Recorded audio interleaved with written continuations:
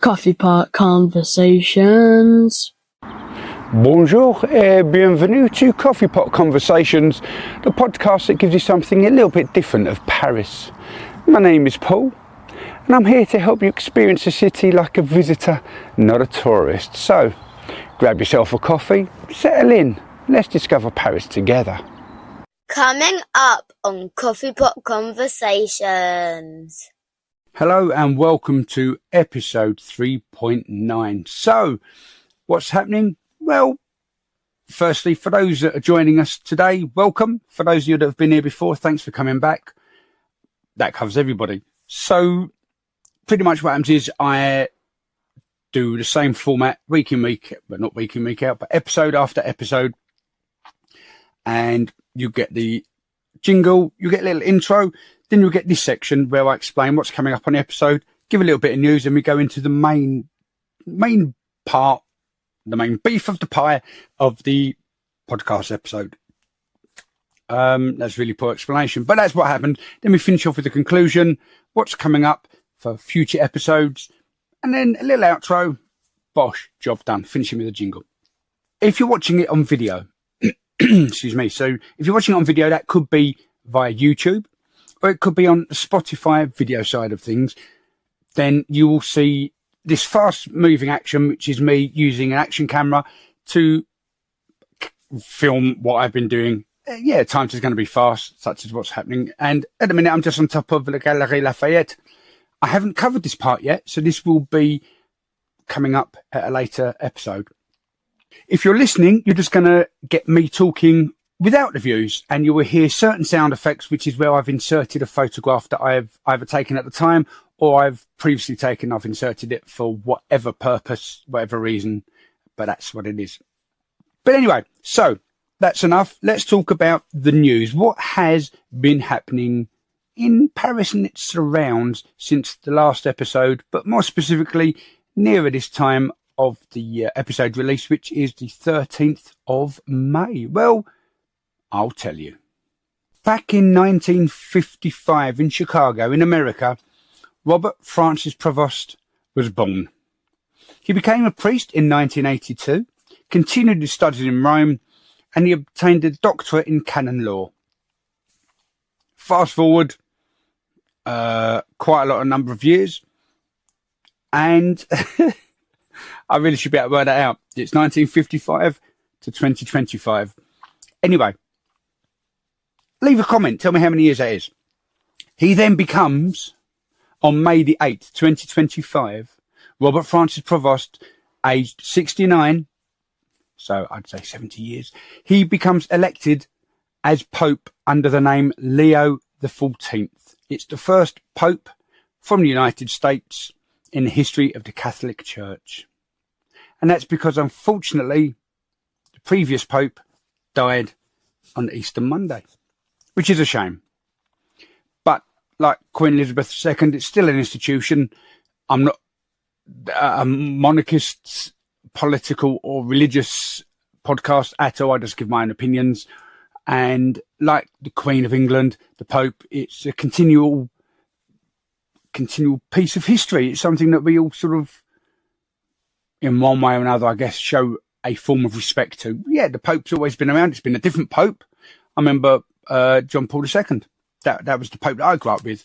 Much the same way as I grew up with Queen Elizabeth II, people are going to be growing up with King Charles, the whatever number he is. Is he the third or the fourth? That's really bad, isn't it? That's not treason. I just forgot what number he is. Same as when William becomes king, he'll be King William the something. And history's not really my strong point around monarchy or much else, really.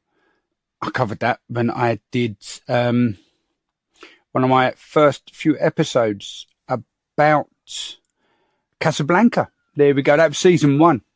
I can't tell you the number off the top of my head, but you search through it and you'll find it. It's on YouTube, Apple Podcasts, Spotify, other little places that it pops up. So moving on away from the passing of Pope Francis and the election of Pope Leo XIV, we have on the 8th of May, Zouhair Beadi of Boulangerie Patisserie Ferry, located in Moulins en Velin, took first place for the best traditional French baguette. Yep.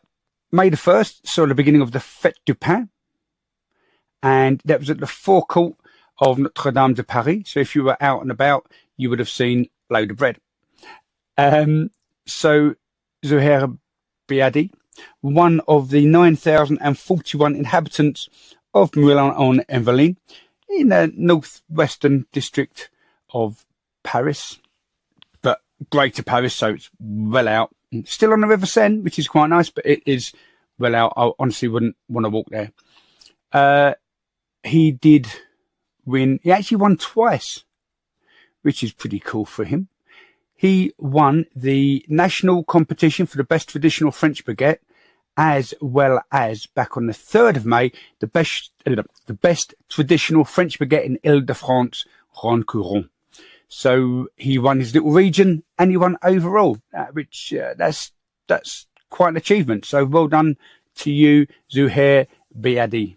Second was Basile Formand of Boulangerie des Racines et du Pain in Clamart, but I don't know where that is.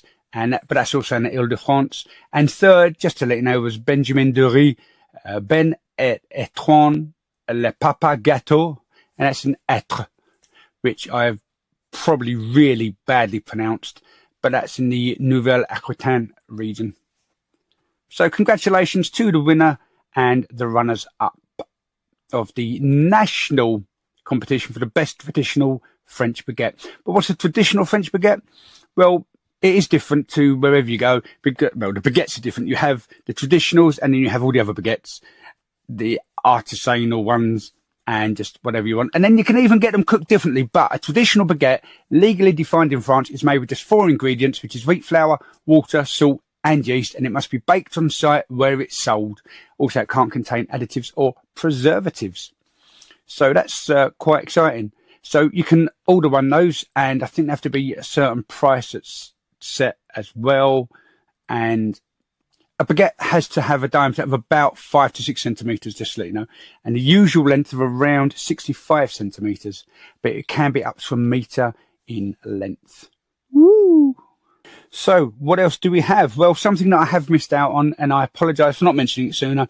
For those of you in Paris, you will be well aware of it. For those of you outside of Paris, it's an annual tradition now from the onset of COVID. So from April the 1st until October the 31st, we have Les Éphémères Terrasses, which is the ephemeral terraces. And what this is, it's temporary terraces, if you like, set outside on the street. Sometimes it's in parking sections of the road. Other times it's just outside. But it's, it's just additional space for people to go and sit, not inside the restaurant and not just on their regular terraces. So just a little bit further afield, slightly larger, longer, however you wish to have it displayed, once you've applied for permission. So sitting outside cafes, bars and restaurants has to be all wrapped away by 10 p.m. But there's a little bit of a difference now. Just a little bit of a difference. Yes, it's still 10 p.m.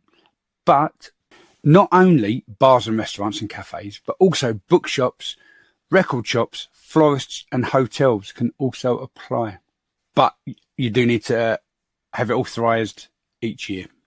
So, yep, that's it. The ephemeral terraces are out in Paris. Enjoy the weather. I do remember seeing them when I went back in 2020 and thought, what a good idea, because obviously the restaurants were shut, you weren't allowed to go in because of the lockdowns.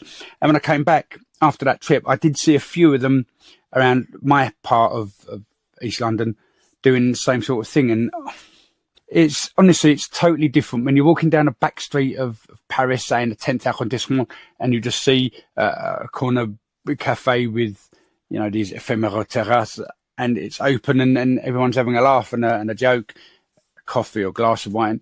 And then you walk down a main road in East London, polluted and dirty and filthy, and you've got a couple of people having a pot of tea and a slice of toast or whatever it is. It's not the same. You can't beat Paris for sitting out on the terraces, whether they are on terrace part of the regular or part of the ephemeral terrace. Yeah, outside. Yeah, outside. I don't often eat outside, and never will tell you this. Although we did eat outside, we went to the Isle of Wight for Jasper's rugby tour.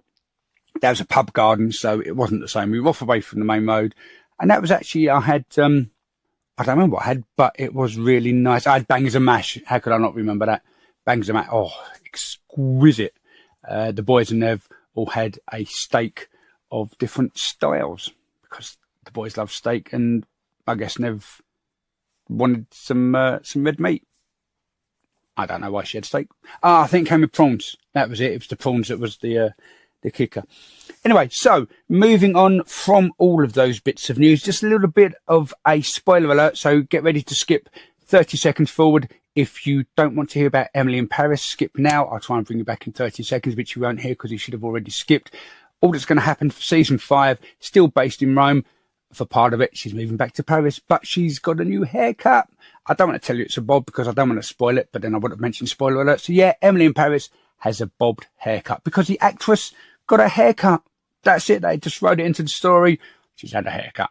Nothing major. So now those that have skipped should be coming back to us roughly round about now. So sort of welcome back. That was 30 seconds. I know I sound like I'm rushing again. I am, because this is probably about the 18th time that I've recorded this intro section. It's not scripted. I have what I want to say about the news and I just carry on rambling. But the software has been absolute annoying. I had to update it and it still wouldn't do stuff. It was hanging, it was freezing. It was just every time I closed it down, it wouldn't save.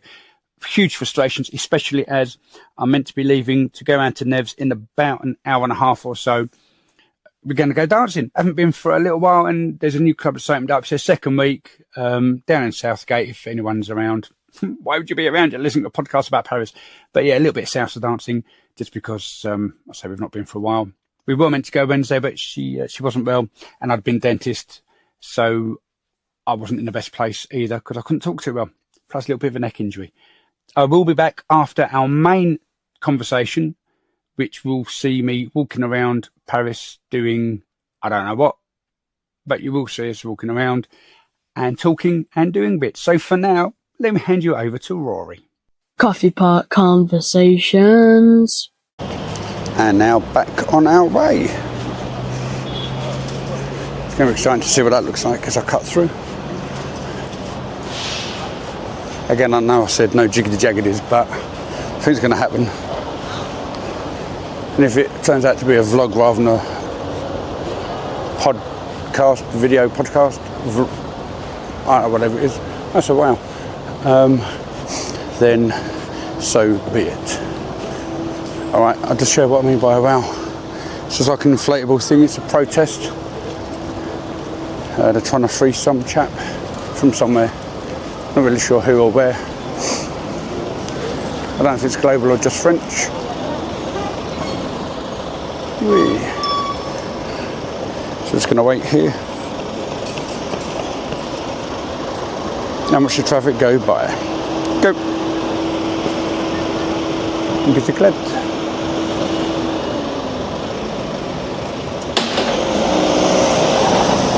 Okay, so here we are at a passage piéton, a zebra crossing, and pretty much like everywhere, the traffic has to give way to you, but it doesn't always do that.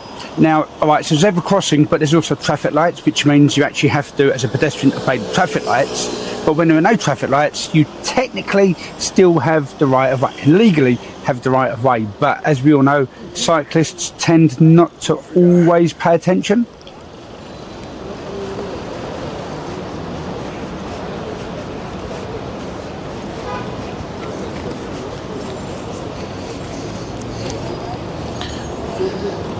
I thought I'd seen this shop before. It was just its doppelganger. Yeah, the shop's called Doppelganger.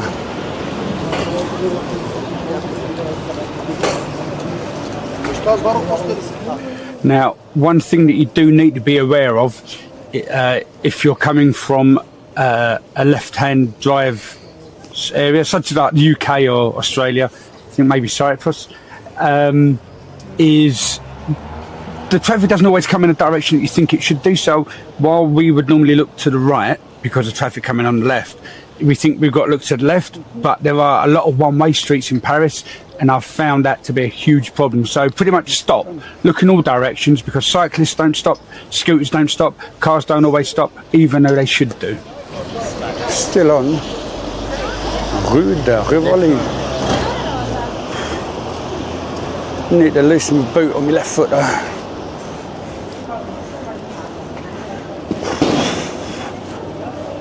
Now from memory we're coming up to an art house. Best way I can describe it. We'll have a little look.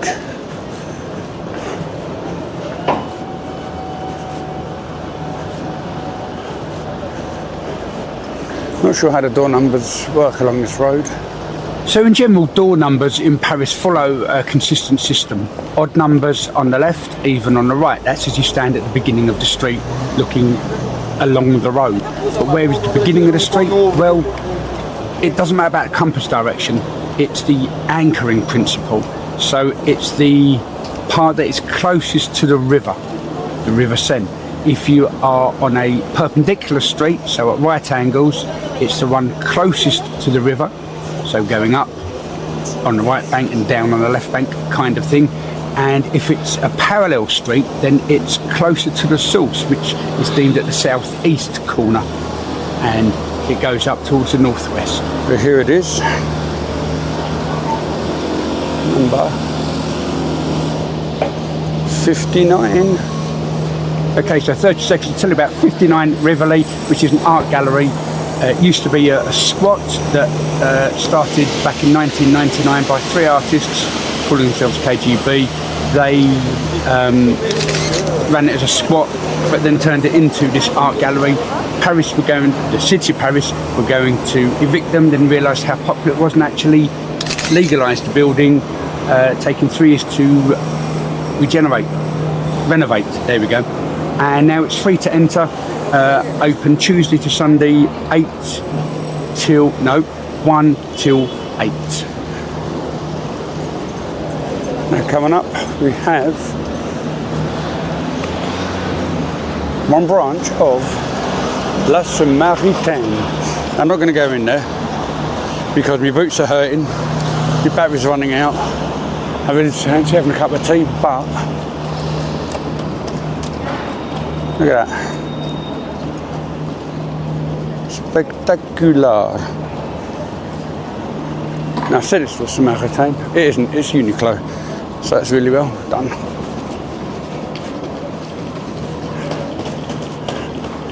Looks like it should have been Samaritaine because of the Art Deco 1920s feel.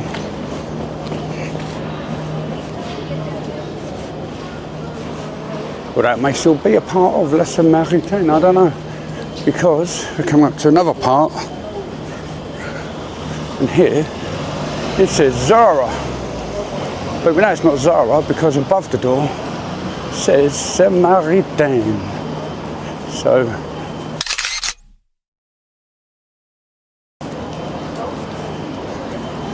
is it? Isn't it? But look at that. They're gorgeous.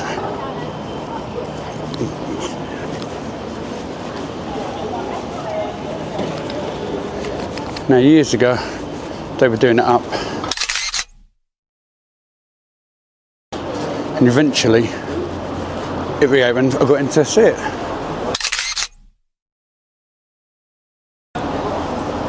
So they've got a Sephora, not the one at Westfield,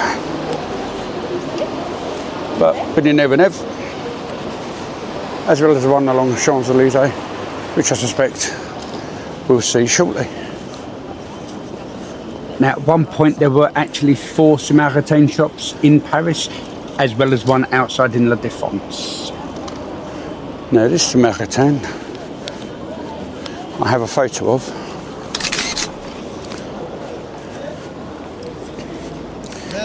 And it's on the other corner I'm just approaching. It's to do with the window cleaners. It reminded me very much of watching them when they were doing the shaft, cleaning that. But to get this bad boy, I'm going to flick over to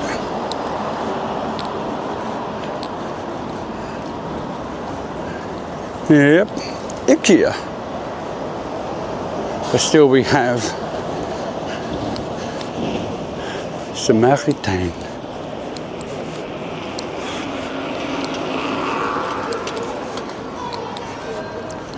Which means we're very almost nearly close to Le Louvre. So yeah, we're still on the Rue de Rivoli, and the street was initially opened under Napoleon Bonaparte in 1802 and 1804, and it was then extended by Baron Haussmann between 1852 and 1860. And there's one entrance that I want to walk through. Hopefully the camera lasts. And this is one where you get loads of people taking photos of it. I take photos of it.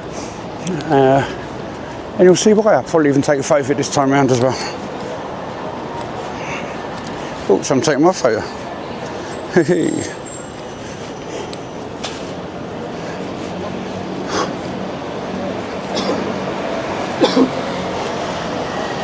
Now, Rue de Rivoli takes its name from the Napoleonic victory in Austria on January the 14th, 1797 at the Battle of Rivoli, which is in northern Italy near Lake Garda. I did a little bit of digging around about that battle, and it was quite a military campaign, I can assure you of that. The street stretches 3 kilometres long now, which is about 1.8 miles. It's here.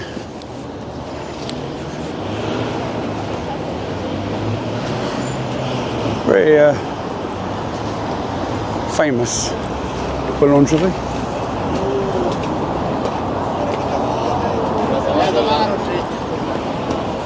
Anyway, over there.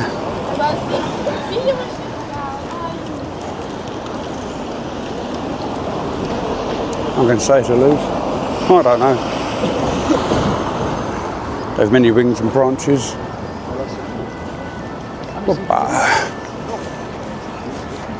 I might show you somewhere else on the way as well, depending on where it is in relation to everything.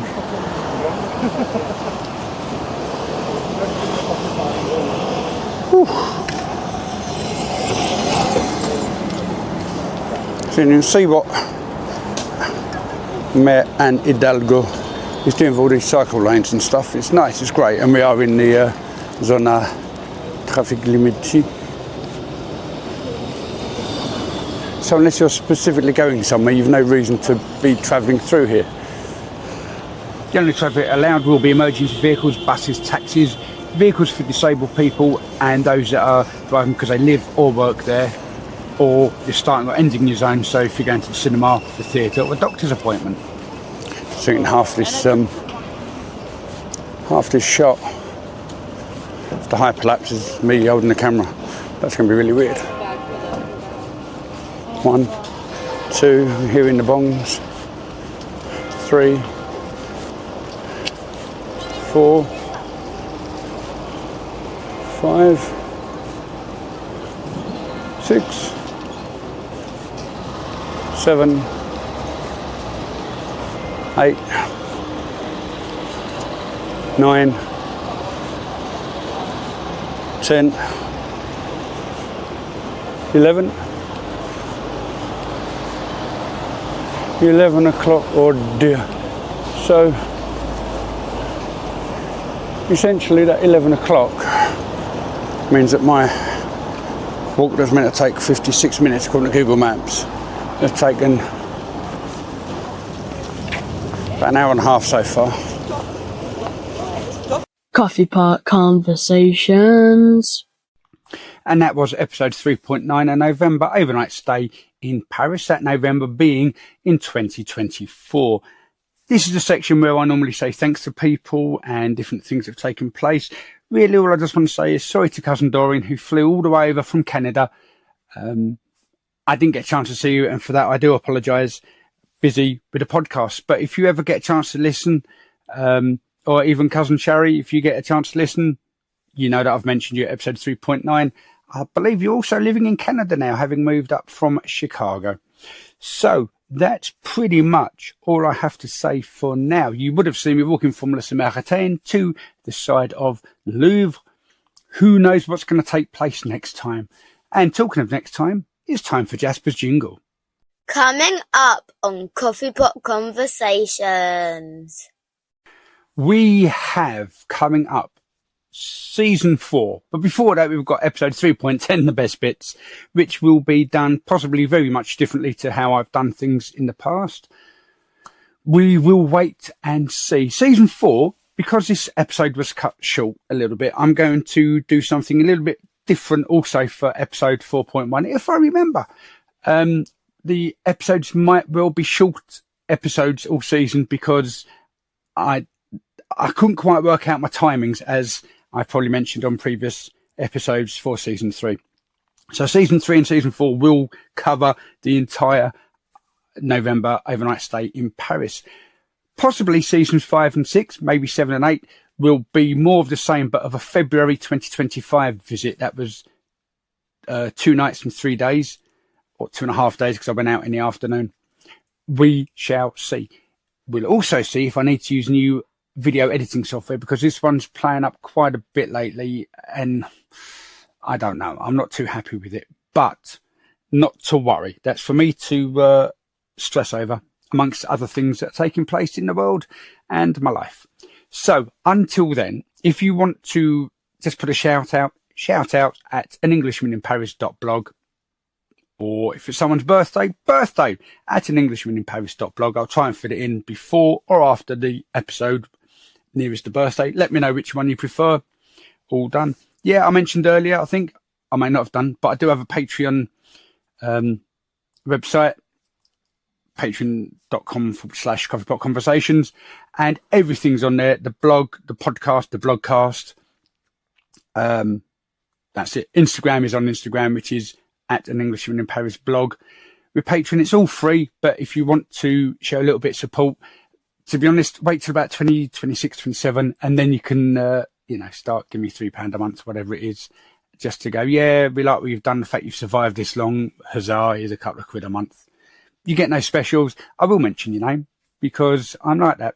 That's if you want to have your name mentioned. There's also different tiers in there, and we can start chats and all the rest of the big community stuff. But this is what I want to build upon.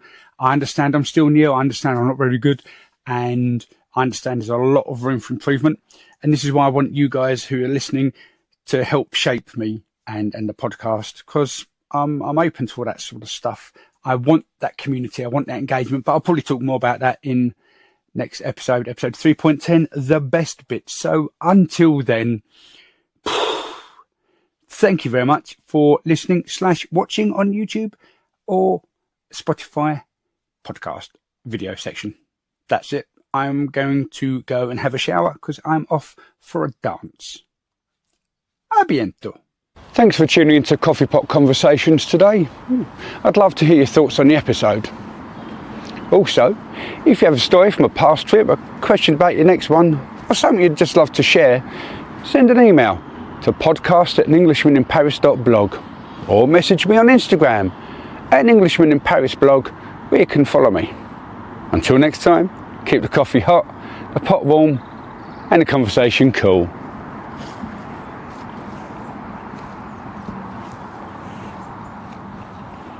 Coffee Pot Conversations.